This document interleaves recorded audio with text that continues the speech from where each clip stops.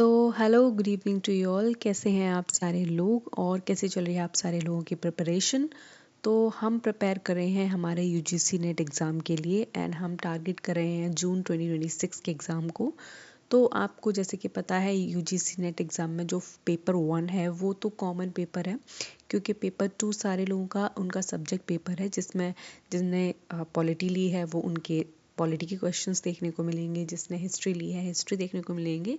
लेकिन पेपर 1 ऐसा है जो कॉमन है, सारे स्टूडेंट्स को देना है and this is the game changer एक तरीके से मैं बोलूँ तो, क्योंकि 50 क्वेश्चन आप पेपर 1 से देखोगे और जिसका वेटेज काफ़ी रहता है। ठीक है, आप नेट क्वालिफाई करोगे, आप जीआरएफ क्वालिफाई करोगे तो बहुत ज़्यादा हद तक ये एक डिपेंडेंसी रहती है कि अगर आपने पेपर 1 में मार्क्स स्कोर किए हैं, पेपर 1 को आपने अच्छे से कवर किया है, देन बहुत ज़्यादा ही अचीवेबिलिटी बनती है कि आप इस एग्ज़ाम को क्रैक कर जाएंगे। ठीक है, तो मैं मेरे चैनल पे करा रही हूँ यूजीसी नेट की प्रिपरेशन पेपर 1 एंड पेपर 2 जो मेरा है वो है पॉलिटिकल साइंस।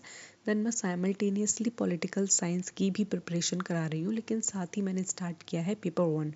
तो पेपर 1 का अगर मैं थोड़ा सा सिलेबस को डिस्कस करूँ तो आप कुछ 10 यूनिट देखते हैं पेपर 1 में, जिसमें टीचिंग एप्टीट्यूड है, कम्युनिकेशन है, डेटा इंटरप्रिटेशन है, मैथमेटिक्स है एंड रिसर्च एप्टीट्यूड। इस तरीके से environmental, people development and environment लेकर कुछ इस तरीके से प्रिसाइसली 10 यूनिट दी गई हैं, जिसमें से वेटेज 5-5, 6-6 क्वेश्चन का हर यूनिट से रहता है। ठीक है, तो ऐसा नहीं है हम किसी एक यूनिट को इग्नोर कर देंगे कि नहीं यार इसको नहीं, क्योंकि मार्क्स का कंफर्मेशन रहता है, क्वेश्चन ऑफ नंबर्स का भी कंफर्मेशन रहता है कि 5 नंबर मैथ्स के आएंगे, 5-6 नंबर या फिर 5-6 जो क्वेश्चंस हैं वो एनवायरनमेंट से पूछे जाएंगे या फिर टीचिंग एप्टीट्यूड से।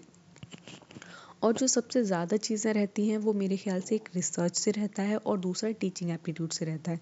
तो टीचिंग एप्टीट्यूड को समझना, उसके सिलेबस के अकॉर्डिंग चलना और अपनी प्रिपरेशन करना अपने आप में ही एक बहुत टफ टास्क है। ठीक है, पढ़ते तो हम सारे लोग हैं, ठीक है, लेकिन सारे लोगों का एग्ज़ाम क्लियर नहीं हो पाता है। वो क्यों नहीं हो पाता है? क्योंकि कुछ ना कुछ लिमिटेशंस हमें प्रिपरेशन में देखने को मिलती हैं, कुछ ना कुछ लिमिटेशंस हमारे खुद के अंदर देखने को मिलती हैं, जिनको हमें ओवरकम करना चाहिए। ठीक है, तो अगर मैं एग्ज़ाम की बात करूँ तो इसमें लिमिटेशन ये हो सकती है कि आप टू द सिलेबस चीज़ों को पढ़ें, स्टिक रहें अपने सिलेबस से, प्रीवियस ईयर क्वेश्चंस को भी देखें कि किस तरीके से जो एग्ज़ाम है या फिर किस तरीके से जो क्वेश्चंस है वो सेट किए जा रहे हैं और उन क्वेश्चंस पर ही किस तरीके से आने वाले टाइम में जो एनटीए है या फिर जो दूसरी एजेंसी, मतलब जिसको एग्ज़ाम देने की बात कही जा रही है, फ़िलहाल तो ऐसा कुछ नहीं है, मुझे लगता है जून वाला भी एनटीए ही कंडक्ट कराएगी। लेकिन जैसा भी होगा एग्ज़ाम तो आपका होगा, ये प्रॉपर है, फिर कोई भी बॉडी कराए उससे हमें कोई लेना देना नहीं है। ठीक है, तो मैं यहाँ टीचिंग एप्टीट्यूड की ही बात करूँगी, क्योंकि हम टीचिंग एप्टीट्यूड को ही पढ़ रहे हैं, उसको ही समझ रहे हैं। तो टीचिंग एप्टीट्यूड की मैं अगर बात करूँ तो देखो इसमें हमें क्या क्या पढ़ना है। सबसे पहले हमें देखो टीचिंग के कॉन्सेप्ट्स को समझना है, ऑब्जेक्टिव समझने हैं टीचिंग्स के। देन एक लेवल ऑफ टीचिंग भी हमें देखने को मिलता है, जिसको हमने 3 लेवल में डिवाइड किया हुआ है और यहाँ से क्वेश्चन बनते ही बनते हैं हर साल। ठीक है, फिर कैरेक्टरिस्टिक्स एंड बेसिक रिक्वायरमेंट को पढ़ते हैं, लर्नर्स की कैरेक्टरिस्टिक्स को पढ़ते हैं, जिसमें एडोलसेंस जो लोग होते हैं और चाहे वो अडल्ट लर्नर हो गए, उनमें सोशल, इकोनॉमिक और एकेडमिक क्या क्या चेंजेस होते हैं और क्या क्या डिफरेंसेस होते हैं, वो सारी ही चीज़ें हम पढ़ते हैं। ठीक है, साथ में बहुत सारे फैक्टर्स को हम पढ़ते हैं जो कि अफेक्ट करता है, टीचर को भी अफेक्ट करता है और साथ में लर्नर को अफेक्ट करता है। ठीक है, और क्या क्या सपोर्ट मटेरियल हैं जो हम एक स्टूडेंट को प्रोवाइड कर सकते हैं, जिससे उसकी जो नॉलेज है या फिर जो भी उसकी अंडरस्टैंडिंग है, कॉग्निटिव थिंकिंग है, उसको हम क्या कर सकें, डेवलप कर सकें। ठीक है, साथ में जो हमारा नेक्स्ट जो इम्पॉर्टेंट जो मैं बोल सकती हूँ पॉइंट्स मैं पढ़ रही हूँ सिलेबस के बारे में, वो मेथड ऑफ टीचिंग है। ठीक है, तो हम जो डिफरेंट डिफरेंट इंस्टीट्यूशंस हैं हायर लर्निंग के, उसमें हमने किस तरीके से मेथड्स को अपनाया हुआ है, ठीक है, बच्चों को पढ़ाने के लिए, जिसमें आप ऑफलाइन और ऑनलाइन का बहुत बड़ा ट्रेंड देख रहे हो। फिलहाल सब लोग यहाँ बैठे हुए पढ़ रहे हैं तो सारे लोग ऑफलाइन पढ़ रहे हैं, ठीक है, सॉरी ऑनलाइन पढ़ रहे हैं सारे के सारे। तो ऑफलाइन और ऑनलाइन में क्या डिफरेंसेस होते हैं और कौन कौन से ऐसे ऑनलाइन प्लेटफॉर्म प्रोवाइडेड हैं स्टूडेंट को हेल्प करने के लिए, उनके एकेडमिक परफॉर्मेंस को एनहेंस करने के लिए, वो सारी चीज़ें हम किस में पढ़ेंगे, टीचिंग एप्टीट्यूड में पढ़ेंगे। साथ में हम आईसीटी का क्या रोल रहता है टीचिंग एप्टीट्यूड में, आईसीटी समझ रहे हो ना, इंफॉर्मेशन एंड कम्युनिकेशन टेक्नोलॉजी। ठीक है, तो उसका क्या रोल रहता है और वो किस तरीके से बच्चों की लाइफ को बहुत ज़्यादा ईजी बनाता है या फिर उन्हें सपोर्ट करता है। अब प्रेजेंट अगर मैं बात करूँ तो हमारी लाइफ में बहुत बड़ा यूज़ है। देखो, हमें कोई भी चीज़ कहीं जाना है, कुछ खा रहे हैं, कुछ भी कर रहे हैं, हम फटाक से गूगल कर लेते हैं और उस चीज़ के बारे में पता लगा लेते हैं, ठीक है। तो ये हमारे लिए एक बहुत बड़ी सुविधा है, ठीक है। तो इसी तरीके की जो सुविधाएं हम टीचिंग में, जब हम शिक्षण में प्रयोग करते हैं तो हम उसको क्या कहते हैं, एक टीचिंग सपोर्ट के सिस्टम कहते हैं, ठीक है। लास्ट में हम जब टीचिंग एप्टीट्यूड को एंड कर रहे होंगे तो हम इवैल्यूएशन का सिस्टम पढ़ेंगे, जिसमें एलिमेंट्स और उसके टाइप्स ऑफ इवैल्यूएशन को हम डिस्कस करेंगे, ठीक है। जिसमें चॉइस बेस्ड क्रेडिट सिस्टम पढ़ते हैं, हायर एजुकेशन में होता है। कंप्यूटर बेस्ड टेस्टिंग इनोवेशंस पढ़ते हैं, जो क्या करता है, पूरे हमारे इवैल्यूएशन में बहुत ज़्यादा हेल्प करता है, ठीक है। तो ये तो थोड़ा बहुत सिलेबस था जो मैंने आपके साथ डिस्कस किया है। तो हमें इसी पैटर्न पे चलना है, ऐसे ही समझना है और ऐसे ही आगे बढ़ते जाना है, ठीक है। तो टीचिंग एप्टीट्यूड कोई बहुत ज़्यादा वैसा सिलेबस नहीं है कि आप पढ़ नहीं पाओगे, समझ नहीं पाओगे, या फिर यहाँ से जो क्वेश्चंस आ गए वो आप कर नहीं पाओगे, ठीक है। क्वेश्चंस बहुत ईजी आएंगे, बहुत ही लूसिड लैंग्वेज में आएंगे, और मैंने जो पीपीटी बनाई है वहाँ से पूरा कॉन्सेप्ट क्लियर हो जाएगा, सब कुछ क्लियर हो जाएगा, ठीक है। लास्ट में मैं इस टॉपिक से रिलेटेड या फिर हर दिन आपको कुछ 4 से 5 एमसीक्यूज कराऊंगी, जिससे आपकी कांस्टेंट प्रैक्टिस बनी रहेगी, ठीक है। कि हमने आज ये पढ़ा या फिर हमें आज ये पढ़ना था तो हमने उसका रिवीजन कर लिया, ठीक है। तो साथ ही के साथ रिवीजन करना भी बहुत ज़्यादा इंपॉर्टेंट रहेगा, तो आप उसका भी ख्याल रखना, ठीक है। तो हम बिना अपना जो टाइम है उसको बर्बाद किए हम क्या करेंगे, अपनी क्लास को, आज की क्लास को शुरू करेंगे, ठीक है। तो हम सबसे पहले इसमें देखेंगे, सबसे पहले जो चीज़ें हम समझेंगे वो है टीचिंग। टीचिंग के हम कॉन्सेप्ट्स को पढ़ेंगे पहले तो, ठीक है। टीचिंग का मतलब होता है शिक्षण, किसी को पढ़ाना। और टीचिंग हम क्यों पढ़ाते हैं, उसके ऑब्जेक्टिव्स क्या होते हैं। मतलब मैं आपको पढ़ा रही हूँ तो मैं आपको क्यों पढ़ा रही हूँ, और अगर मैं जिस मैनर में पढ़ा रही हूँ, जिस वे में पढ़ा रही हूँ, तो मैं इस तरीके से क्यों पढ़ा रही हूँ। तो आप बोलोगे कि मैं इस तरीके से इसलिए पढ़ा रही हूँ ताकि आपको समझ में आ जाए, और आप इसलिए पढ़ रहे हो ताकि आपकी नॉलेज में एनहेंसमेंट हो जाए, ठीक है। तो ये कुछ ना कुछ कैसे रहते हैं, कैरेक्टरिस्टिक्स रहते हैं टीचिंग के, ठीक है। कुछ टीचर्स के भी कैरेक्टरिस्टिक्स रहते हैं और कुछ लर्नर के भी कैरेक्टरिस्टिक्स रहते हैं, ठीक है। हम सीखते वक्त कैसा बिहेव कर रहे हैं, टीचर हमें सिखाते वक्त कैसे बिहेव कर रहे हैं, क्लास के डेकोरम को स्टूडेंट्स कैसे मेंटेन कर रहे हैं। कोई स्टूडेंट अगर वीक है तो टीचर उस पर किस तरीके से एक्ट कर रहा है, या फिर उस बच्चे को किस तरीके से अपने क्लास में डील कर रहा है। ये सारी जो क्रियाएं हैं वो किसके अंतर्गत आती हैं, वो शिक्षण के अंतर्गत आती हैं, ठीक है, टीचिंग के अंतर्गत आती हैं। और यही सारी चीज़ें हमें पढ़नी है, ठीक है। बहुत ज़्यादा आपको ऐसा नहीं है कि मैं बताऊं कि ये नहीं समझ पाओगे, अरे छोड़ दो इसको, नहीं, बहुत ईजी है टीचिंग एप्टीट्यूड। मेरे साथ पढ़ो, मैं पढ़ा रही हूँ, बहुत अच्छे से समझ में आएगा। आई मेक श्योर कि आपको लास्ट जब आप देखोगे ना तो आपको सेटिस्फेक्शन होगा कि हाँ भाई, मेरा टाइम वर्थ इट था और मैंने बहुत कुछ सीखा और समझा भी, ठीक है। तो यहाँ पे जो हम डिस्कस करने वाले हैं, तो सबसे पहले देखो हम कॉन्सेप्ट्स को समझेंगे, कौन कौन से कॉन्सेप्ट होते हैं टीचिंग में वो समझेंगे। साथ में हम ऑब्जेक्टिव्स को भी यहाँ डिस्कस करेंगे कि पढ़ाने के क्या मायने हैं, क्या ऑब्जेक्टिव्स हैं, हम क्यों पढ़ा रहे हैं, और क्यों हम एक इंटरेक्टिव ऐसे सिस्टम में रहते हैं जहाँ टीचर हमें पढ़ाता है, हम सुनते हैं, देन हम उसको फर्दर अपनी लाइफ में या फिर यूज़ करते हैं, या फिर हमसे जो छोटे हैं या हमारे आसपास के एनवायरनमेंट में हम उसको अप्लाई करते हैं, ठीक है। तो ये होता है क्या, लर्निंग के ऑब्जेक्टिव्स, ठीक है।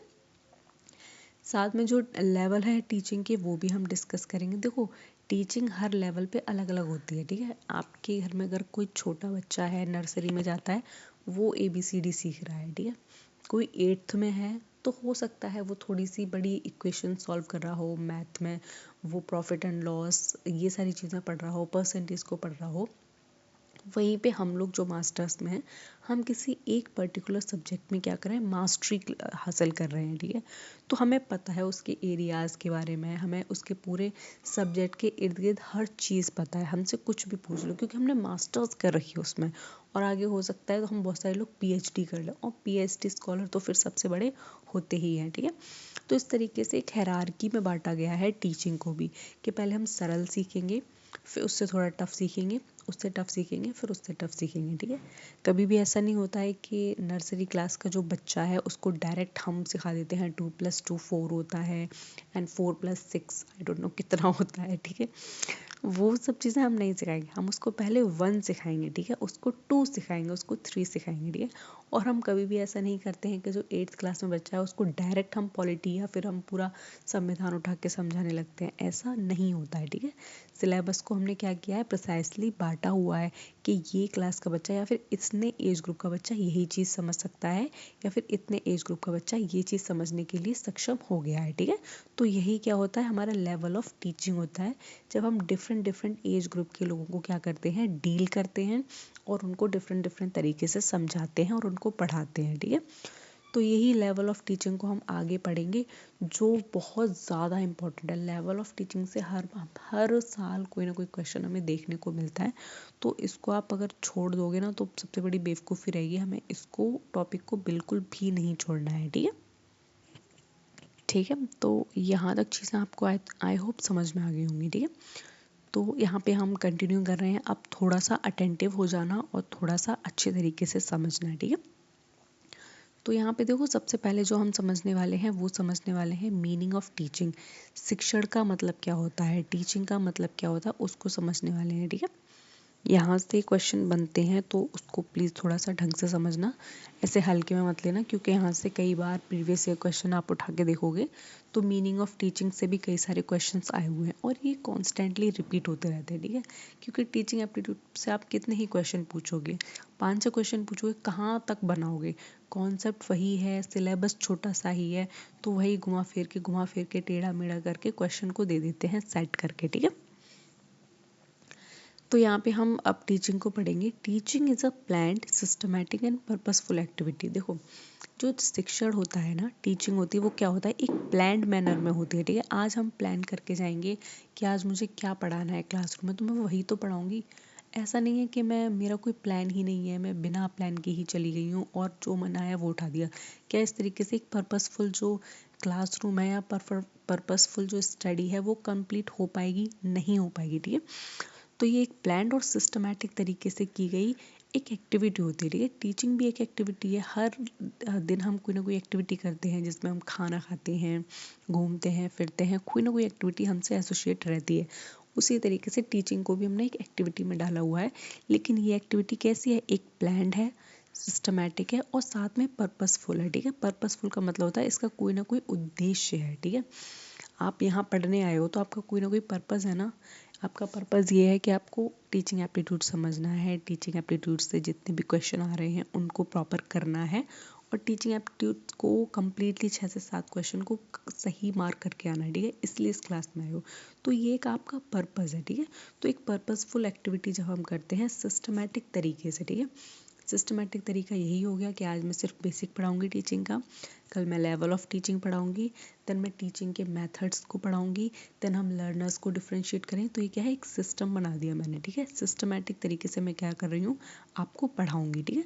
तो ये सिस्टमैटिक है, साथ में ये एक्टिविटी कैसी है, प्लान्ड एक्टिविटी है, ठीक है। मैंने प्लान किया हुआ है कि मैं आज पढ़ाऊंगी और मैं ये पढ़ाऊंगी, ठीक है। ये मैं पर्टिकुलर चीज़ पढ़ाऊंगी, ये मैंने पहले ही प्लान कर रखा था और मैंने उस सारी चीज़ों की पहले ही प्रिपरेशन कर रखी थी, ठीक है। तो ये होती है एक प्लान्ड एक्टिविटी। तो अगर आपसे कभी पूछें या फिर एग्ज़ाम में आ जाए कि टीचिंग के कौन कौन से इम्पॉर्टेंट एक्टिविटी की कैरेक्टरिस्टिक्स हैं, तो पर्पसफुल, सिस्टमैटिक और प्लान्ड कहीं भी दिखे आपको ऑप्शन में, फटक से आंख बंद करके लगा देना, ठीक है।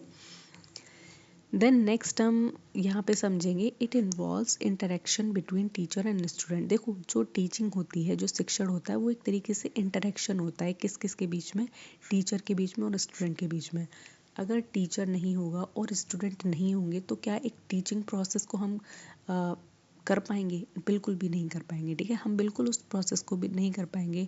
एक क्लासरूम होता है जिसमें बेंचेस होती हैं, जिसमें बच्चे बैठते हैं, फिर एक टीचर आता है और उसको पढ़ाता है, और जो टीचर की नॉलेज है और जो बच्चों का जो नया नया सा दिमाग है, किसी का विकसित है किसी का नहीं है। जो इंटरेक्ट होता है ना एक दूसरे से, जो क्वेश्चन फीडबैक का जो सिस्टम क्रिएट होता है क्लासरूम में, वही क्या है, इंटरेक्शन क्रिएट होता है दोनों के बीच में, और इसी को हम क्या कहते हैं, टीचिंग कहते हैं। ठीक है, तो देख एक पॉइंट हमें क्या समझ में आया कि जो टीचिंग है वो एक ऐसी एक्टिविटी है जिसमें एक पर्पस होता है, साथ में टीचिंग सिस्टमैटिक तरीके से की जाती है और प्लान्ड होती है। ठीक है, और टीचिंग में क्या क्या होता है, एक इंटरेक्शन होता है दो लोगों के बीच में या फिर दो पार्टीज़ के बीच में, जिसमें एक स्टूडेंट्स होते हैं और दूसरे कौन होते हैं, टीचर्स होते हैं। ठीक है, वो क्लासरूम में आते हैं, पढ़ाते हैं, और टीचर क्या करते हैं, नॉलेज का इम्पार्ट करते हैं। ठीक है, नॉलेज देते हैं किसको, अपने बच्चों को देते हैं। ठीक है, तो ये है इसका टीचिंग का मतलब।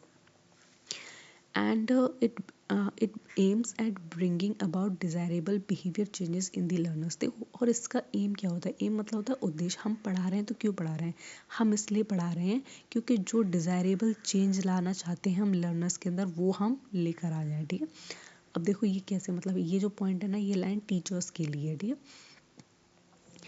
जैसे कि मैं आपको पढ़ा रही हूँ तो मेरा उद्देश्य ये है कि आपको समझ में आ जाए और आप इसके सारे क्वेश्चंस करने लगो। ठीक है, तो ये आप कैसे करोगे, जब आपको समझ में आ जाएगा तो मैं अपनी पूरी कोशिश कर दूंगी आपको समझाने के लिए, ताकि आपके जो बिहेवियर है या फिर आपकी अंडरस्टैंडिंग में क्या आ जाए, चेंज आ जाए। और एक टीचर का यही तो एम होता है, टीचर की पूरी लाइफ का एम या फिर पूरी लाइफ का गोल क्या होता है, कि उसके बच्चों को उसके द्वारा दी गई शिक्षा हमेशा काम आए, और उसके द्वारा पढ़ाई गई जो भी चीज़ है वो उसको हमेशा समझ में आए। ठीक है, और एक चीज़ आपको यहाँ पे और याद रखनी है कि जो लर्नर होते हैं वो टीचिंग के थ्रू अपने बिहेवियर में परमानेंट चेंज लेकर आते हैं। ठीक है, मतलब परमानेंट चेंज समझ रहे हो, ऐसा नहीं है कि हमने कुछ सीखा और हम कल जाके भूल गए, नहीं, वो कभी कभी चीज़ें हमें लाइफ टाइम के लिए याद रह जाती हैं और हमारे लाइफ टाइम में जो बिहेवियर होता है उसको शेप करती हैं। ठीक है, तो जो एम होता है टीचिंग का वो ये होता है कि हम जो लर्नर्स हैं, जो बच्चे हमारे पास सीख रहे हैं या फिर जो बच्चे हमारे पास सीखने आए हैं, उनके अंदर हम वो बिहेवियर डेवलप कर पाएँ जो बिहेवियर हम चाहते हैं। और हमेशा एक जो शिक्षक होगा, जो टीचर होगा, वो हमेशा यही चाहेगा कि वो एक लर्नर के अंदर बहुत ही अच्छा सा बिहेवियर डेवलप कर सके। ठीक है, तो ये सारी जितनी पॉजिटिव बातें हैं वो सारे क्या हैं, टीचिंग के, टीचिंग का मतलब है। ठीक है, and it is both a science systematic body of knowledge and an art skillful execution। देखो, जो टीचिंग है ना, इसको हम साइंस के तरीके से देखते हैं। तो वो साइंस में क्या होता है, साइंस में एक सिस्टमैटिक बॉडी होती है ना, जैसे आप फिजिक्स पढ़ते हो, केमिस्ट्री पढ़ते हो, उसमें कंपोजिशन, कंपाउंड, इक्वेशन, ये सब चीज़ें पढ़ते हो। ठीक है, तो ये क्या है, सिस्टमैटिक तरीके से चीज़ें पढ़ते हो। तो जो टीचिंग एक जो एक्टिविटी है वो भी एक साइंस के तरीके से है, जिसमें हम क्या करते हैं, सिस्टमैटिक नॉलेज को इम्पार्ट करते हैं। और दूसरा ये एक आर्ट हो जाती है, एक कला हो जाती है। देखो, आर्ट का मतलब कला ही है, क्योंकि ये स्किलफुल एग्जीक्यूशन है। पढ़ाने के लिए सब पढ़ा देंगे, लेकिन सारे बच्चों को या फिर सारे ही लर्नर्स को सारे टीचर्स नहीं पसंद आते हैं। किसी का पढ़ाया हुआ समझ में आता है, किसी का नहीं पढ़ाया हुआ नहीं समझ में आता है। तो जो पढ़ाने की जो एक्सपर्टीज़ है वो किसके अंदर है, वो है टीचर के अंदर। ठीक है, वो टीचर पे डिसाइड करता है, या फिर जो टीचर है उस पे ये मतलब एक तरीके से एक कांस्टेंट प्रेशर होता है कि वो अपने बच्चों को किस तरीके से कोई भी चीज़ समझा पाए। ठीक है, तो जो आर्ट है वो भाई हर किसी के अंदर नहीं होती है, हर कोई नहीं पढ़ा पाता है। ठीक है, मैंने खुद ये चीज़ रियलाइज़ की है कि कोई कितना भी बहुत ज़्यादा मतलब नॉलेजेबल पर्सन हो, बट कभी कभी वो फेल हो जाता है एज अ टीचर। वो खुद तो बहुत नॉलेज रखता है, लेकिन वो दूसरों को वो नॉलेज के थ्रू नहीं पढ़ा पाता है। तो जो टीचिंग है वहाँ यही बात की गई है कि एक साइंस भी है और साथ साथ क्या है, ये एक आर्ट भी है। आर्ट इसलिए क्योंकि इसका स्किलफुल एग्जीक्यूशन हुआ है। ठीक है, जिसके पास स्किल है वही इसको इम्पार्ट कर सकता है, जिसके पास स्किल है वही पढ़ा सकता है, हर कोई इसको नहीं कर सकता। ठीक है, नेक्स्ट हम देखेंगे, teaching is a process of facilitating learning not merely transmitting information. देखो, जो टीचिंग होती है, जो शिक्षण होता है, उसका उद्देश्य सिर्फ ये नहीं होता है कि जो इन्फॉर्मेशन हम उसको ट्रांसमिट कर रहे हैं एक जगह से दूसरी जगह। ठीक है, हम सिर्फ और सिर्फ देखो करते हैं, हम इन्फॉर्मेशन को ट्रांसमिट करते हैं, बिल्कुल सही बात है, लेकिन सिर्फ इन्फॉर्मेशन को एक जगह से दूसरी जगह ट्रांसफ़र करना ही उसका मेन पर्पज़ नहीं होता है। ये एक ऐसी प्रोसेस होती है जो फैसिलिटेट करती है किसको, लर्निंग को। लर्निंग का मतलब क्या होता है, समझने को और सीखने को। ठीक है, मतलब मैंने आपको चीज़ें बता दी कि ये बात है इस तरीके से, तो आप अगर काउंटर क्वेश्चन नहीं कर रहे हो कि ये बात अच्छा ऐसे है तो ऐसी क्यों है, और अगर आप ये नहीं पूछ रहे हो कि अगर ये यहाँ अप्लाई हो सकती है क्या ये वहाँ भी अप्लाई हो सकती है, तो ये लर्निंग नहीं है। लर्निंग कैसी होती है? लर्निंग कॉन्स्टेंट होती है। लर्निंग बाय डूइंग होती है। आप कोई चीज़ कर रहे हो तब समझ रहे हो, तो ये सारे फीचर्स होते हैं किसके? लर्निंग के। तो यहाँ पर मुझे लगता है यहाँ तक आप लोगों को बढ़िया तरीके से समझ में आ गया होगा कि टीचिंग का मतलब क्या है, ठीक है? क्योंकि मैंने एक एक लाइन का बहुत अच्छे से समझाया है, और अगर नहीं समझ में आया तो आप ही की गलती है, और गलती अगर आपकी हो तो आप दोबारा देख लेना, ठीक है?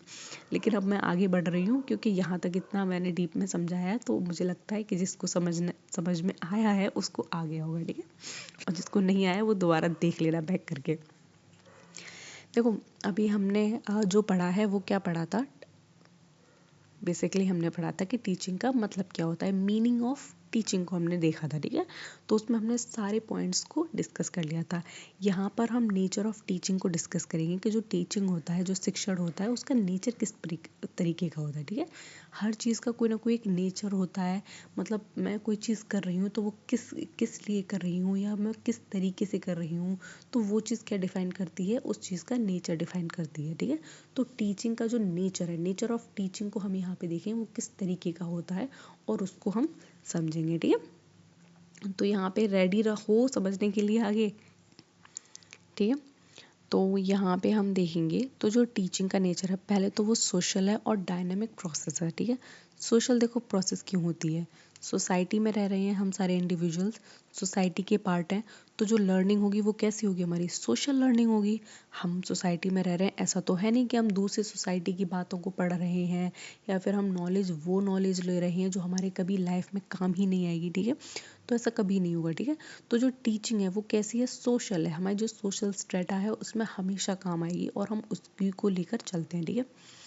अगर आप अपनी क्लास में पढ़ते हो कि सड़क पे कूड़ा नहीं डालना चाहिए, या फिर कहीं पे ऐसा पढ़ते हो कि गंदगी नहीं फैलानी चाहिए, ट्रैफिक रूल्स को फॉलो करना चाहिए, तो ये सब क्यों पढ़ाया जाता है हमें क्लासरूम में? क्योंकि ये हमारे इवेंचुअली रियल लाइफ में काम आता है, ठीक है? तो इस तरीके से टीचिंग क्या है? सोशल टीचिंग है, ठीक है? इसका नेचर कैसा है? सोशल टाइप का है। साथ में ये एक डायनामिक प्रोसेस है। डायनामिक प्रोसेस का मतलब होता है जो कंटिन्यू होती है, एक्टिव होती है और फ्लेक्सिबल होती है। अब इसका मतलब क्या है कि जो टीचिंग है या फिर जो लर्निंग है वो बहुत ज़्यादा रिजिड नहीं है, मतलब इतनी कठोर नहीं है कि हम अपनी तरीके से हिल नहीं सकते, या फिर हमने जो स्टैंडर्ड सेट किए हम उसी पे चलेंगे। हम अपनी टीचिंग्स को क्या कर सकते हैं? फ्लेक्सिबल बना सकते हैं। अब अगर कोई टॉपिक है, मैं अगर आपको एक दिन में नहीं समझा पा रही हूँ, तो मैं कोशिश करूँगी कि मैं उस टॉपिक को 2-3 दिन लगातार समझाऊँ। एक पॉइंट पर ऐसा होगा कि आपको कहीं ना कहीं वो चीज़ें समझ में आ जाएंगी, ठीक है? और अगर मैंने ये डिसाइड कर लिया कि नहीं, मैंने इस टॉपिक के लिए सिर्फ एक दिन अलॉट किया है, और मैं एक दिन से ज़्यादा इस टॉपिक को नहीं दूंगी चाहे कुछ भी हो जाए, तो ये क्या हो गई? ये एक स्टैटिक चीज़ हो गई, और ये मेरी फिर ये एक अच्छा बिहेवियर नहीं है टीचर के लिए, और दूसरा एक अच्छा बिहेवियर भी नहीं है टीचिंग का, ठीक है? तो जो डायनामिक प्रोसेस है टीचिंग की वो यही कहती है कि टाइम बीइंग के साथ साथ टीचिंग के जो प्रोसेसेस हैं वो चेंज होती रहनी चाहिए। टीचिंग जो है वो एक्टिव लर्निंग होनी चाहिए, ठीक है? जिसमें टीचर्स का और स्टूडेंट का क्या होना चाहिए? इंटरेक्टिव परफॉर्मेंस होना चाहिए। साथ में क्या है कि जो टीचिंग के मेथड्स हैं, तरीके हैं, वो भी चेंज होते रहते हैं, इवॉल्व होते रहते हैं, साथ में कंटिन्यू चलते रहते हैं, ठीक है?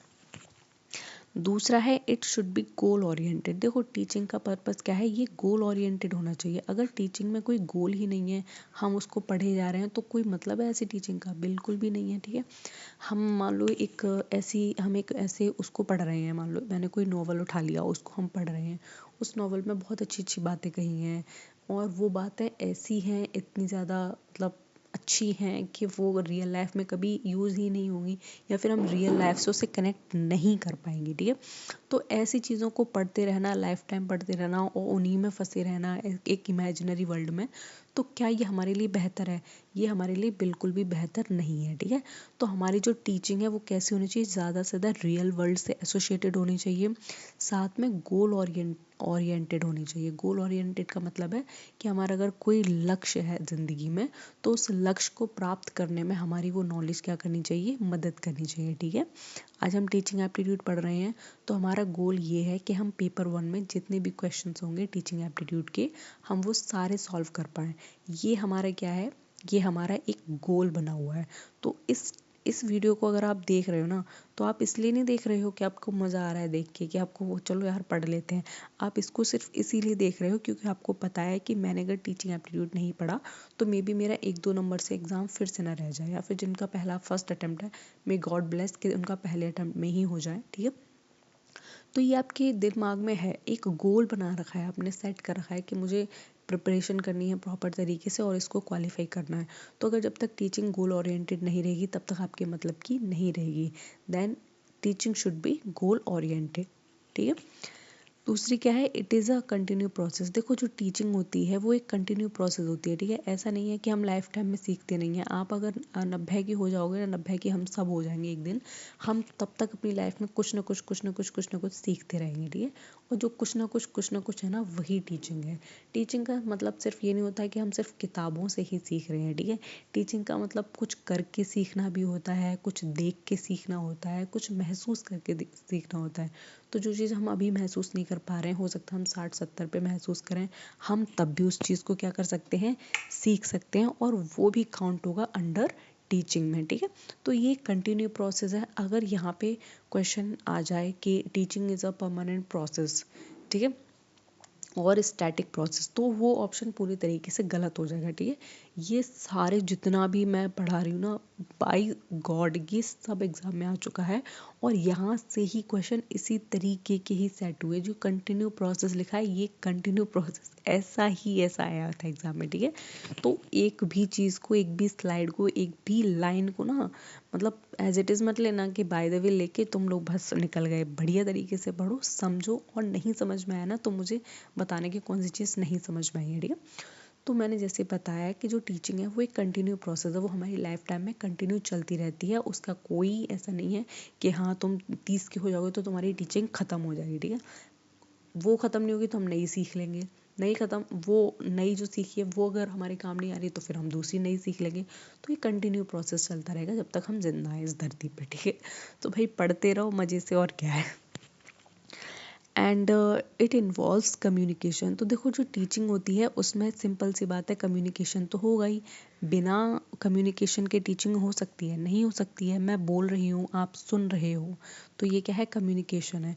वो चीज़ अलग है कि आप मुझसे नहीं इंटरेक्ट हो पा रहे हो, मैं आपका फीडबैक नहीं ले पा रही हूँ कि मैं कैसा पढ़ा रही हूँ कैसा नहीं, लेकिन आप उसको सुन रहे हो। यही क्या है, टीचिंग का नेचर है। और ये जो कम्युनिकेशन है, इट कुड बी वर्बल और नॉन वर्बल। देखो वर्बल का मतलब समझते हो ना, कि जो मैं बोल के पढ़ा रही हूँ, ठीक है, वो वर्बल है, और जो आप सुन रहे हो वो क्या है, नॉन वर्बल है एक तरीके से। तो कम्युनिकेशन कुड बी वर्बल और नॉन वर्बल, ठीक है। तो टीचिंग में ये क्वेश्चन भी आ सकता है, क्या टीचिंग सिर्फ वर्बल और नॉन वर्बल होती है या फिर दोनों हो सकती है? तो आपको पता होना चाहिए कि जो टीचिंग का नेचर है वो बोथ होता है, ठीक है, दोनों होता है। And it is diagnostic and remedial. देखो जो टीचिंग होती है, जो शिक्षण होता है, वो डायग्नोस्टिक होता है और रेमेडियल होता है। डायग्नोस्टिक का मतलब होता है हम शिक्षा से ही किसी न किसी चीज़ को डायग्नोस करके उसका एंड रिजल्ट निकाल सकते हैं, ठीक है। अगर मान लो इस तरीके से मैं कैसे समझाऊँ, डायग्नोस्टिक का मतलब समझते हो, डायग्नोस करना मतलब डॉक्टर होता है जब हमारे किसी भी अंदर बॉडी में कोई भी चीज़, मान लो कोई भी अंग हमारा ऐसे ख़राब हो गया है, ठीक है, तो वो डायग्नोस करता है, अच्छा इनको यहाँ पे दिक्कत है तो ये हुआ है इनके साथ। तो यही नेचर किसका है, टीचिंग के साथ है, ठीक है। वो हमारे जो अंदर की जितनी भी प्रॉब्लम्स होती हैं उनको डायग्नोस करता है, ठीक है। मैं अगर किसी बच्चे को पढ़ा रही हूँ, मान लो 7-8 साल का बच्चा है, तो मैं उसको पढ़ाते पढ़ाते इतना समझ जाऊंगी कि इसको कौन सी चीज़ समझ में जल्दी आती है और कौन सी चीज़ समझ में देर में आती है। तो ये मेरे अंदर एक कैपेबिलिटी होगी, मेरे अंदर एक आर्ट होगी अंडर टीचिंग, कि मुझे ये पता है कि मैं इस बच्चे को ऐसे डील करूँगी कि इसे ये चीज़ें जल्दी समझ में आती हैं और वो चीज़ें देर में समझ में आती हैं। अगर मान लो उस बच्चे को मैथ की चीज़ें बहुत देर में समझ में आती हैं और इंग्लिश की चीज़ें बहुत जल्दी समझ में आ जाती हैं, तो मैंने ये डायग्नोस कर लिया कि अच्छा ठीक है, उसको इंग्लिश जल्दी समझ में आ जाती है और मैथ देर में समझ आती है। तो रेमेडियल क्या है, रेमेडियल का मतलब है उस चीज़ का इलाज करना। तो उस चीज़ का इलाज मैं क्या करूँगी, मैं ये करूँगी कि उस बच्चे को इंग्लिश में थोड़ा कम टाइम दूंगी और मैथ में में उसको ज़्यादा से ज़्यादा टाइम दूंगी। जब मैं मैथ में उसे ज़्यादा टाइम दूंगी तो वो उस चीज़ को अच्छे से समझ जाएगा, ठीक है, उसको रेमेडी मिल जाएगी, किसकी, उसकी मर्ज़ी की, ठीक है। तो ये क्या है, डायग्नोस्टिक और रेमेडियल पर्पस पे काम करती है कौन, टीचिंग। समझ में आ गया ना, आ जाना चाहिए, ठीक है। And it includes planning, execution and evaluation. तो हम पहले ही बता चुके हैं जो टीचिंग होती है वो प्लानिंग उसमें इंक्लूड होती है, प्लानिंग करना। एग्जीक्यूशन का मतलब होता है प्लान करके प्लान को एग्जीक्यूट भी करते हैं, ठीक है। मैंने अगर आज लिखा कि मैं आज ये वीडियो बनाऊंगी, मैंने ये सिर्फ प्लान किया है, और मैंने अगर नहीं बनाई तो उसका एग्जीक्यूशन कहाँ हुआ, कहीं नहीं हुआ। अगर मैंने बना दी, वीडियो बना दी आपके लिए, ठीक है, तो उसका क्या हुआ, प्लान को एग्जीक्यूट करना, प्लान को लागू करना, ठीक है। एंड द इवैल्यूएशन, और इवैल्यूएशन भी इसमें होता है। इवैल्यूएशन का मतलब सिर्फ वही होता है जो लास्ट में सब मतलब टीचिंग वीचिंग हम करके मतलब सब कुछ करके इवैल्यूएट करते हैं कि हाँ हमारी टीचिंग कैसी रही, कैसी नहीं रही, किसने कितना सीखा और किसने कैसा क्या सीखा, ठीक है। इसको इवैल्यूएशन के उसमें पढ़ेंगे आगे चल के अच्छे से, इसको इवैल्यूएशन को भी हम बहुत डिटेल में पढ़ेंगे। And it is democratic and learner centred, और जो टीचिंग होती है वो डेमोक्रेटिक होती है और लर्नर सेंटर्ड होती है, ठीक है। जो लर्नर सेंटर्ड टीचिंग की हम यहाँ बात कर रहे हैं वो मॉडर्न पर्सपेक्टिव में आती है, क्योंकि आपने पहले के टाइम में देखा होगा जो ऋषि मुनि ये सब होते थे ना, तो ये पेड़ के नीचे बैठ के पढ़ाते थे और ये सिर्फ लेक्चर्स दिया करते थे, स्पीचेस दिया करते थे, उपदेश जिन्हें कहते थे, और जो बच्चे हुआ करते वो सिर्फ सुनते थे, ठीक है। ये उनको बीच में काउंटर क्वेश्चन नहीं करते थे, ये ज़्यादा बोलते नहीं थे बच्चे, क्योंकि उनका मानना था कि ये गुरु का अपमान होता है अगर बच्चे बीच में बोले और पूछे। लेकिन मॉडर्न जो एजुकेशन सिस्टम है इट हैज़ इवॉल्व कम्प्लीटली, ठीक है, ये चेंज हो चुका है, क्योंकि इसने बताया है कि अगर बच्चे को कोई चीज़ समझ में नहीं आ रही है तो बच्चे को एक ऐसा फ्री एटमॉस्फेयर देना चाहिए, एक डेमोक्रेटिक सिस्टम क्रिएट करना चाहिए क्लासरूम में, जहाँ उसको अपनी वॉइस रेज करने का क्या होना चाहिए, कम्प्लीटली फ्रीडम होनी चाहिए, ठीक है। वो कभी भी हैंड रेज करे, हेलो मैम एक्सक्यूज़ मी, मुझे एक चीज़ समझ में नहीं आई। तो ये क्या है, ये मॉडर्न पर्सपेक्टिव है किसका, टीचिंग का, और ये लर्नर सेंटर्ड है। मतलब पूरी नॉलेज किसके इर्द गिर्द घूमती है, लर्नर के, सीखने वाले के, ना के सिखाने वाले के, ठीक है। इसीलिए आज के बच्चे इतने हाईटेक हो गए हैं, ठीक है, क्योंकि सब कुछ उनके फेवर में है और सब कुछ उनके अकॉर्डिंग हो रहा है, अच्छा अच्छा, ठीक है। अब यहाँ पे जो अब हम पढ़ने वाले हैं वो है ऑब्जेक्टिव्स ऑफ टीचिंग। तो हम ऑब्जेक्टिव्स को पढ़ेंगे कि क्या क्या ऑब्जेक्टिव्स हैं टीचिंग के, और वो हम डिटेल में डिस्कस करेंगे, ठीक है। तो देखो, अगर मैं टीचिंग के ऑब्जेक्टिव्स की बात करूँ तो इसके प्राइमरीली 3 ऑब्जेक्टिव होते हैं। एक कॉग्निटिव ऑब्जेक्टिव होता है, दूसरा इसका अफेक्टिव ऑब्जेक्टिव होता है, और तीसरा इसको साइकोमोटर ऑब्जेक्टिव्स होता है, ठीक है। तो इन सारे टीचिंग ऑब्जेक्टिव्स को यहाँ हम ब्रेक डाउन किया है मैंने 3 पार्ट्स में, और उसको बढ़िया तरीके से समझेंगे, ठीक है। ये समझ लेना क्योंकि ये बहुत ज़्यादा इम्पॉर्टेंट है भाई, इससे भी क्वेश्चन आए हैं। तो ये जो इस तरीके से जो क्लासिफिकेशन है किसका, टीचिंग का, शिक्षण का जो विभाजन है इस तरीके से, कॉग्निटिव, अफेक्टिव एंड साइकोमोटर, तो ये 3 तरीके से जो विभाजन किया है वो बेंजामिन ब्लूम ने किया है, जिसको हम ब्लूम टैक्सोनॉमी भी कहते हैं, ठीक है। तो ये भी याद रखिए कि जो ब्लूम टैक्सोनॉमी है, जिन्होंने क्या किया है, पूरी टीचिंग को 3 पार्ट्स में डिवाइड किया गया है। एक कॉग्निटिव, ठीक है, ये जो कॉग्निटिव मतलब होता है, कॉग्निशन का मतलब होता है जो हमारी एबिलिटी है सोचने की, हमारी जितनी क्रिटिकल थिंकिंग जो अंदर से डेवलप हो रही है उसको कॉग्निशन कहते हैं, ठीक है। अफेक्टिव होता है जो हम अपने इमोशंस पे बहुत ज़्यादा चीज़ों को समझते हैं। साइकोमोटर भी कुछ एसोसिएटेड होता है दिमाग से, माइंड से, ठीक है। तो पहले कॉग्निटिव करेंगे, देन हम अफेक्टिव करेंगे, और देन साइकोमोटर करेंगे, ठीक है। तो एक एक करके इनको पढ़ेंगे, एकदम से भागना नहीं है जल्दी में, ठीक है। एंड कॉग्निटिव की अगर मैं बात करूँ तो ये बेंजामिन ब्लूम ने दी है, ठीक है, याद रखनी है, it development of intellectual ability. तो देखो, जो कॉग्निटिव होता है, कॉग्निटिव का मतलब ये होता है कि हम यहाँ पे ना एकदम से इम्पोर्टेंट माइंड से रिलेटेड चीज़ों की बात कर रहे हैं, ठीक है, माइंड से या फिर इंटेलेक्चुअल चीज़ों की बात कर रहे हैं, ठीक है।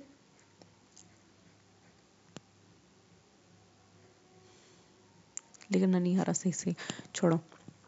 तो यहाँ पे हम क्या कर रहे हैं, डेवलपमेंटल ऑफ इंटेलेक्चुअल एबिलिटीज़ की बात कर रहे हैं, ठीक है। तो ये सबसे हाई होती है, कॉग्निटिव जो ऑब्जेक्टिव्स होते हैं वो हाईएस्ट होते हैं। इसमें क्या होता है, एक्विजिशन ऑफ नॉलेज होता है, जो नॉलेज होती है, जो भी ज्ञान होता है हम उसको एक्वायर करते हैं, ठीक है। And the understanding concepts and principle, जिसमें साथ के साथ हम क्या समझते हैं, कॉन्सेप्ट्स को समझते हैं और प्रिंसिपल्स को समझते हैं जो भी हमारे टीचिंग में होते हैं, ठीक है। अब कॉन्सेप्ट एंड प्रिंसिपल्स की अगर मैं बात कर रही हूँ, एक्विजिशन ऑफ नॉलेज की बात कर रही हूँ, इंटेलेक्चुअल एबिलिटीज़ की बात कर रही हूँ, तो तुम लोग खुद समझ जाओ कि इस एज ग्रुप में कौन कौन से स्टूडेंट्स आते होंगे या फिर कौन कौन से लर्नर आते होंगे, ठीक है। तो समझ जाओ हम सब इसी में आते हैं। कॉग्निशन, जो कॉग्निशन हो गया, चाहे कॉग्निटिव हो गया, ऑब्जेक्टिव, उसमें हम सब आते हैं। हमें कॉन्सेप्ट्स पता हैं, हमें प्रिंसिपल्स पता है, हमें रूल्स पता हैं, प्रोसीजर पता है, हमारे अंदर इंटेलेक्चुअल एबिलिटी है, हमारे अंदर इंटेलेक्चुअल चीज़ें हैं बहुत ज़्यादा, ठीक है। हम किसी से भी जाके बहस कर सकते हैं, बात कर सकते हैं, अपना पॉइंट ऑफ व्यू रख सकते हैं, उसको समझा सकते हैं। तो ये हमारे अंदर एक बहुत बड़ी क्या है, एक आर्ट है एक तरीके से, ठीक है। तो ये हमारे अंदर डेवलप है। साथ में इसका इम्पोर्टेंट जो एक फीचर रहता है वो है critical thinking and problem solving. हमारी जो थिंकिंग है वो काफ़ी क्रिटिकल है, ठीक है, और हमारी प्रॉब्लम सॉल्विंग थिंकिंग भी है। हम रोते नहीं हैं कोई प्रॉब्लम देख के, ठीक है। रोते हो आप में से कोई रोता है क्या अभी भी? मतलब मैं तो कभी कभी, छोड़ो। तो क्या होता है इसमें, जो प्रॉब्लम सॉल्विंग हमारी जो टेक्निक्स आती हैं, जो प्रॉब्लम सॉल्विंग एबिलिटीज़ हो जाती हैं, वो बहुत एनहेंस हो जाती हैं, ठीक है। हम अपनी प्रॉब्लम्स को आसपास देख के सॉल्व कर लेते हैं, बस हमारे पेरेंट्स को भी नहीं पता रहता है हमने कितनी बड़ी बड़ी प्रॉब्लम सॉल्व करी हैं, ठीक है। और क्रिटिकल थिंकिंग को हम डेवलप करते हैं। कहीं भी आप देखो, अगर कहीं भी ना आपको पुलिस वुलिस का चक्कर लग जाए, कहीं कोर्ट कचहरी का लग जाए, तो आपको पता है भाई आगे क्या करना है, कैसे करना है। हर कोई हमें बेवकूफ़ नहीं बना सकता। हम इस एज ग्रुप में पहुंच चुके हैं, हमारी नॉलेज इतनी विकसित हो गई है, हमें कोई लल्लू नहीं बना सकता है एवें, ठीक है। तो वो हमारी क्रिटिकल थिंकिंग में आ जाता है। दूसरा है एप्लीकेशन एंड एवेलुएशन। तो जितने भी आपको चीज़ें दिख रही हैं, ठीक है, उनको हम अप्लाई करते हैं अपनी नॉलेज को और इसको एवेलुएट भी करते हैं साथ ही के साथ। तो जितने भी आपको जो फीचर्स दिख रहे हैं बड़े बड़े लोगों टाइप, जैसे हमारे टाइप, ठीक है, सिंपल सा मतलब है, जो भी फीचर आपको अपने अंदर दिख रहे हैं, समझदारी वाले, नॉलेज वाले, प्रिंसिपल एंड कॉन्सेप्ट्स को समझने वाले, प्रॉब्लम सॉल्विंग नेचर वाले, वो सब हमारे हैं, हमारे हैं, ठीक है। हमारे तो भाई हम तो बहुत दिमाग वाले हैं, तो आपको कैसे याद रखना है, कॉग्निशन से याद रखना है। कॉग्निशन का मतलब होता है जो इंटेलेक्चुअल एक्टिविटी है, जो माइंडफुल एक्टिविटी है, ठीक है, तो वो यहाँ से याद हो जाएगी। कहीं अब देखो क्वेश्चन यहाँ से बनेगा इस तरीके से, what are the important features of cognitive thinking, ठीक है, या फिर कॉग्निशन। तो वहाँ पे दिया जाएगा acquisition of knowledge, critical thinking and problem solving, and there may be applications and evaluation. तो आपको ये अब ये सारे पॉइंट्स पता होंगे, तो आँख बंद करके टिक लगा दोगे, ठीक है। तो उसमें तो कोई दिक्कत नहीं है। अब आगे बढ़े, बढ़ लेते हैं। जब यहाँ तक समझ में आ गया है तो आगे थोड़ा चल लेते हैं और उसको भी समझने की कोशिश करेंगे। जो दो बच्चे हुए हैं हमारा इंतज़ार कर रहे हैं आगे, ठीक है। तो जो दूसरा है वो है अफेक्टिव ऑब्जेक्टिव्स। देखो अफेक्ट हमने अभी क्या पढ़ा, कॉग्निटिव ऑब्जेक्टिव्स। अब यहाँ पे जो हम इम्पोर्टेंट पढ़ने वाले हैं वो पढ़ने वाले हैं हम अफेक्टिव ऑब्जेक्टिव्स। तो अफेक्टिव ऑब्जेक्टिव्स में क्या क्या चीज़ें आती हैं वो समझ लो। तो मैंने पहले ही बताया था आपको कि जो अफेक्टिव ऑब्जेक्टिव्स में, उसमें ना हमारे इमोशंस आते हैं, हमारे अच्छे विचार आते हैं, इथिक्स आते हैं, हमारे इंटरेस्ट के बारे में बात की जाती है, ठीक है। समझ में आ गया ना, गुड। तो देखो जो अफेक्टिव ऑब्जेक्टिव्स हैं, इसमें होता है डेवलपमेंट ऑफ एटीट्यूड। एटीट्यूड का मतलब समझो, यहाँ एटीट्यूड, ईगो और एटीट्यूड में बहुत डिफरेंस होता है, ठीक है। ईगो एक घमंड के तौर पे लेता है, that is a negative word, और attitude is a positive word, ठीक है। एटीट्यूड का मतलब होता है मेरा एटीट्यूड टुवर्ड्स पीपल कैसा है। It could be shy, it could be like humble, तो कैसा भी हो सकता है, ठीक है। तो जो अफेक्टिव ऑब्जेक्टिव्स में क्या होता है, इंसान के जो एटीट्यूड का डेवलपमेंट होता है, उसके वैल्यूज़ का डेवलपमेंट होता है और इंटरेस्ट का डेवलपमेंट होता है। मेरा इंटरेस्ट क्या है, मुझे पढ़ना है, मुझे खेल वेल में बहुत ज़्यादा इंटरेस्ट नहीं है, आई डोंट नो व्हाई। लेकिन आप में से बहुत सारे लोगों का इंटरेस्ट होगा खेलने कूदने में और मस्त मस्त घूमने फिरने दोस्तों में, मेरा नहीं है। तो ये क्या है, ये मेरा पर्सनल एटीट्यूड या पर्सनल इंटरेस्ट है, जो हर इंसान में क्या होता है, अलग अलग होता है, ठीक है। तो जो अफेक्टिव ऑब्जेक्टिव्स होते हैं, जो साइकोमोटर ऑब्जेक्टिव्स होते हैं और जो कॉग्निटिव ऑब्जेक्टिव्स होते हैं, वो एक इंसान में साथ ही साथ डेवलप होते हैं। ये मत सोच लेना कि मैं पहले प्रॉब्लम सॉल्विंग इंसान बनूंगी, मैं पहले क्रिटिकल थिंकिंग वाली इंसान बनूंगी, उसके बाद मेरे अंदर इंटरेस्ट डेवलप, नहीं भाई। मैं पढ़ी लिखी हूँ, मैं होशियार भी हूँ, लेकिन साथ साथ क्या है, मेरे कुछ इंटरेस्ट भी हैं, ठीक है, चीज़ों में। मेरा कुछ एटीट्यूड भी है लोगों को लेकर, मेरे कुछ वैल्यूज़ भी हैं कि मैं कभी ये नहीं करूँगी लाइफ में, मैं कभी लाइक किसी को मारूंगी नहीं, या फिर मैं कभी भी लाइफ में किसी का मर्डर नहीं करूँगी। तो ये मेरे वैल्यूज़ है, ठीक है। तो ये क्या है, हमारे अफेक्टिव ऑब्जेक्टिव्स के अंडर में आते हैं, ठीक है।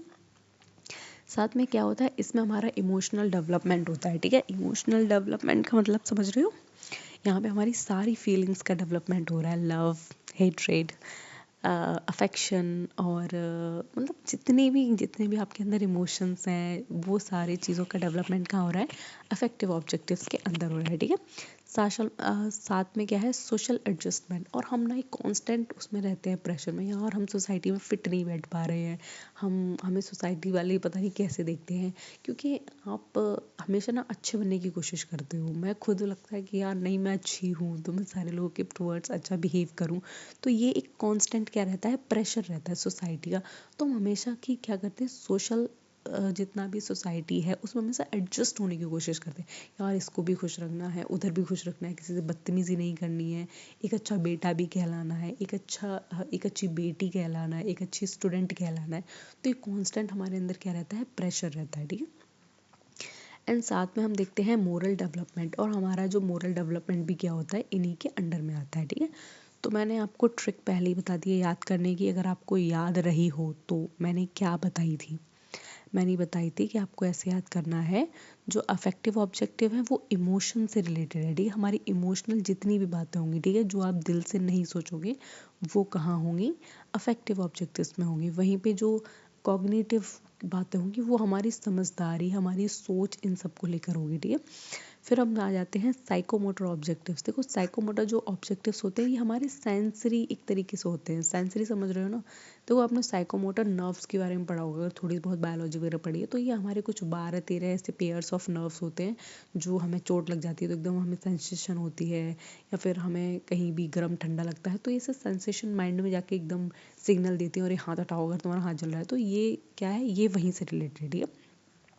इसमें हमारी फिजिकल स्किल्स का डेवलपमेंट होता है, खास करके साइकोमोटर में। फिजिकल स्किल समझ रहे हो ना, आप स्पोर्ट्स में अच्छे हो, आप वॉकिंग में अच्छे हो, आप जिम जाते हो तो आपकी स्ट्रेंथ है अच्छी खासी, कमज़ोर नहीं पड़ते, बीमार नहीं पड़ते, तो ये साइकोमोटर ऑब्जेक्टिव्स में आती हैं, जिसमें हम प्रैक्टिकल और टेक्निकल स्किल को क्या करते हैं, सीखते हैं। प्रैक्टिकल स्किल का मतलब यही है कि आपने कोई काम देखा और आप उसको देख के ही सीख गए, ठीक है। मतलब आपको कोई नॉलेज की ज़रूरत नहीं पड़ी, आपको कोई क्लासेस की ज़रूरत नहीं पड़ी, बस आपने देखा उसको और देख के ही सीखे, तो ये आपके अंदर साइकोमोटर ऑब्जेक्टिव्स और साइकोमोटर स्किल डेवलप हुई है, ठीक है।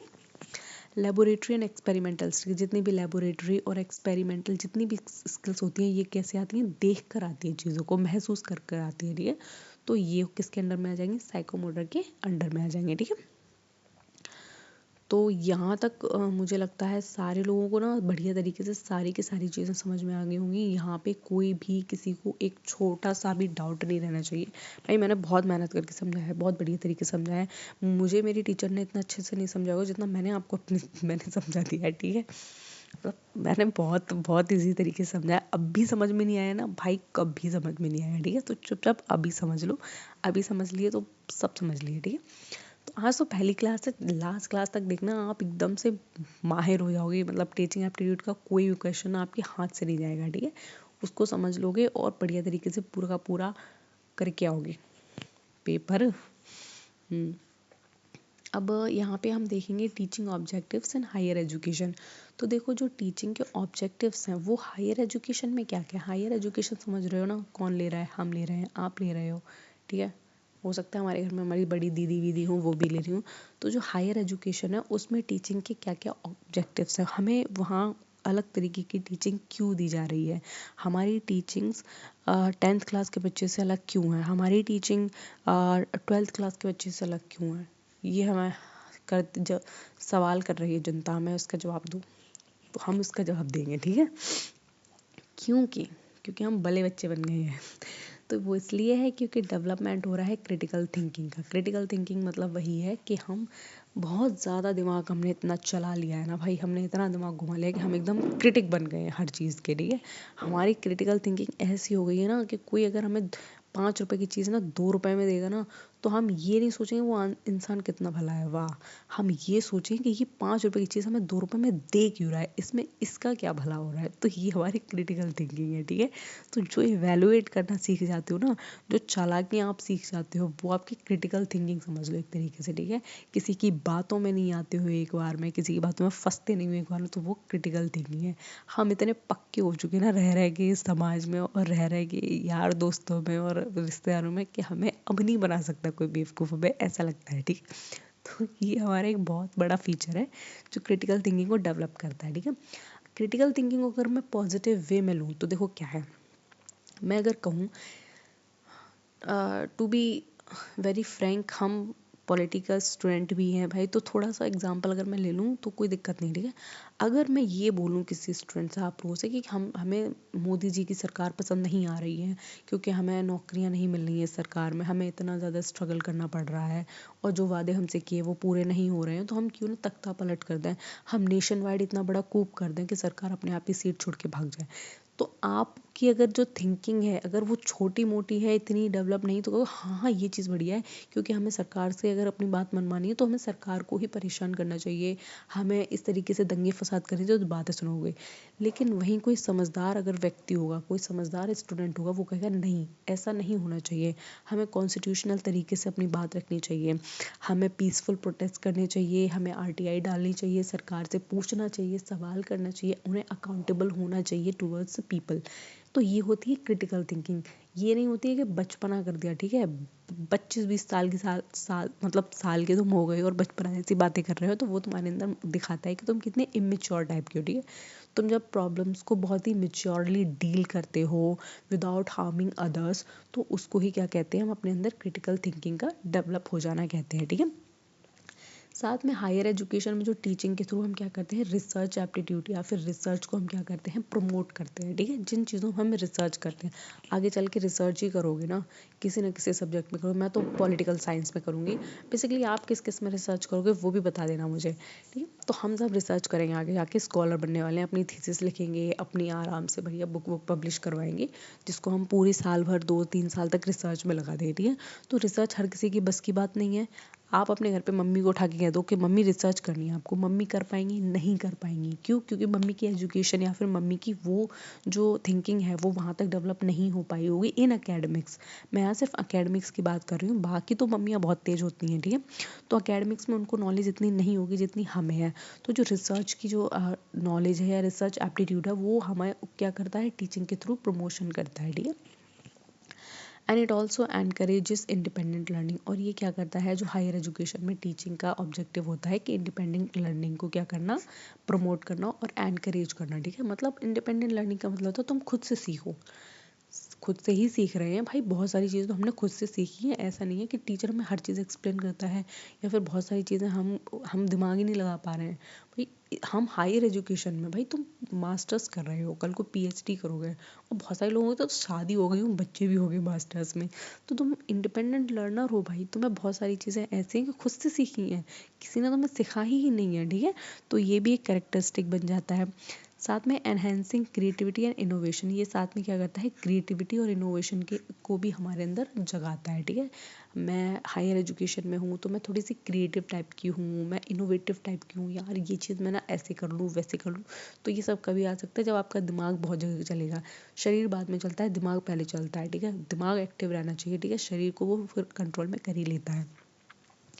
Cultivating ethical and constitutional values, देखो, और साथ में जो टीचिंग का ऑब्जेक्टिव्स है हायर एजुकेशन में, वो ये भी है कि जितने भी हायर एजुकेशन में बच्चे हैं या फिर जितने भी हायर एजुकेशन में लोग हैं, उनके अंदर कॉन्स्टिट्यूशनल वैल्यूज़ को हम क्या करें, इंसर्ट कर पाएँ, ठीक है। उनके अंदर कॉन्स्टिट्यूशनल वैल्यू आ पाएँ और वो इथिकली बिहेव कर पाएँ समाज में, क्योंकि देखोगे तो हम ही लोग कल के जाके समाज बनेंगे। हमारे मम्मी पापा का जो समाज है वो एक टाइम पे नहीं रहेगा, ठीक है, तो हम समाज बनेंगे। तो हम कैसे बिहेव करेंगे आगे चल के, ठीक है। हमारे आने वाली पीढ़ी हमसे ही सीखेगी। आज हम कॉन्स्टिट्यूशनल वैल्यू नहीं लेकर चलेंगे, आज हम डेमोक्रेटिक प्रोसेसेस को आगे लेकर नहीं चलेंगे, तो हमारे जो आने वाली पीढ़ी है वो पूरे देश का तहस नहस कर देगी, ठीक है। तो we have to take some responsibility, ठीक है, हमें कोई ना कोई रिस्पॉन्सिबिलिटी लेनी चाहिए। इथिकल रिस्पॉन्सिबिलिटी, मोरल रिस्पॉन्सिबिलिटी हमें लेनी ही पड़ेगी, हम कुछ नहीं कर सकते, अगर हम नहीं करेंगे तो सब खराब हो जाएगा, ठीक है। तो वो क्या है, हमारे अंदर जो कल्टीवेशन होता है एथिकल वैल्यूज़ का, वो होना बहुत ज़रूरी है। और वो किसके थ्रू आता है, टीचिंग के थ्रू आता है, लर्निंग के थ्रू आता है, ठीक है। And developing analytical and reflective thinking, देखो और साथ में क्या होता है, हायर एजुकेशन में एक एनालिटिकल और रिफ्लेक्टिव लर्निंग को भी हम क्या करते हैं, साथ ही साथ डेवलप करते हैं, ठीक है। आप किसी चीज़ के ऊपर कैसे प्रतिक्रिया दे पा रहे हो, किसी चीज़ को समझ कैसे पा रहे हो, अब कोई समझा कुछ और रहा है और तुम समझ कुछ और रहे हो, तो ये क्या है, आपकी रिफ्लेक्टिव लर्निंग या फिर रिफ्लेक्टिव थिंकिंग बहुत ही ज़्यादा वीक है, ठीक है, बहुत ज़्यादा एब्सर्ड है, आप नहीं समझ पा रहे हो चीज़ों को, वो जो समझाना चाह रहा है, ठीक है। Then we are almost done. तो आज की क्लास ना यहीं तक रखते हैं, क्योंकि 50-60 मिनट की क्लास बहुत हो जाती है, ठीक है। आप भी थक गए होंगे पढ़ते पढ़ते, मैं भी थक गई होंगी। तो आज जो हमने पढ़ा है, एक फाउंडेशन क्रिएट किया है किसका, टीचिंग एप्टीट्यूड का।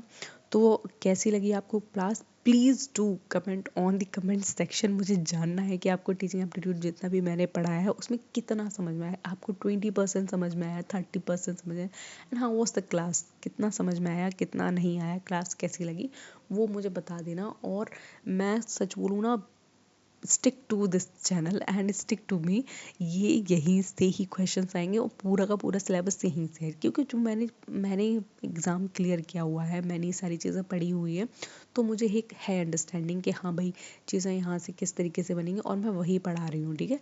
तो पढ़ते रहो, मेरे साथ बने रहो अच्छे से, और अपनी प्रिपरेशन करो, ठीक है। और चैनल को ज़रूर सब्सक्राइब कर लेना, ज़रूर ज़रूर, ठीक है। तो आज की क्लास को हम यहीं तक रखते हैं, यहीं एंड करते हैं। बाकी हम मिलते हैं कल, इसके आगे हम कल पढ़ेंगे, ठीक है।